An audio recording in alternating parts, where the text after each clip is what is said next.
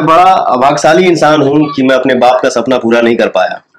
मेरे पिता बोलते थे कि बेटा हमके कुछ ना चाहिए, पवन के लड़का खिला ले तब हम चलियो जाए तो कोनो।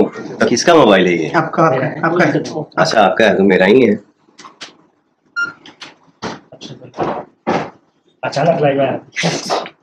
अचानक हम लाइव आगिल बनी, माफ करिए जा हमके, माफी हम आप ही लोग से मांगिला।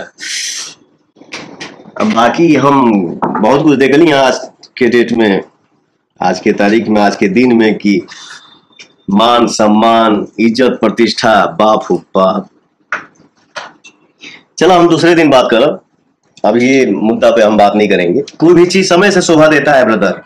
क्या है ना, दुनिया में जे भी आइल बा उनके जाए के बा, ये तो सच्चाई है।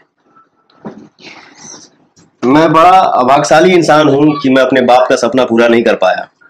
मेरे पिता बोलते थे कि बेटा हमके कुछ ना चाहिए, पवन के लड़का खिला ले तब हम चलियो जाए तो कोनो तकलीफ ना रहे। लेकिन मैं बदनसीब इंसान हूँ, बदनसीब बेटा हूँ कि मैं अपने बाप का सपना पूरा नहीं कर पाया। लेकिन हाँ, माई के सपना पूरा करब, चाहे जैसे होके। हमारे माई बगल में भी है। तू ऐसे दुखी हो तो फिर हम टूट जाए माई। मेरी माँ हंसेगी तो फिर कुछ भी आएगा।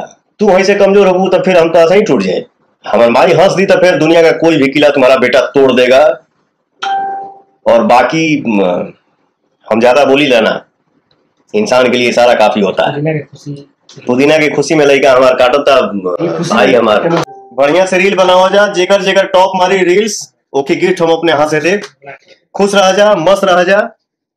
हमार माई बोल दा एक बार खुश रहा बेटा सब लोगन के। सब लोग खुश रहा बेटा, मस्त रहा। हाँ।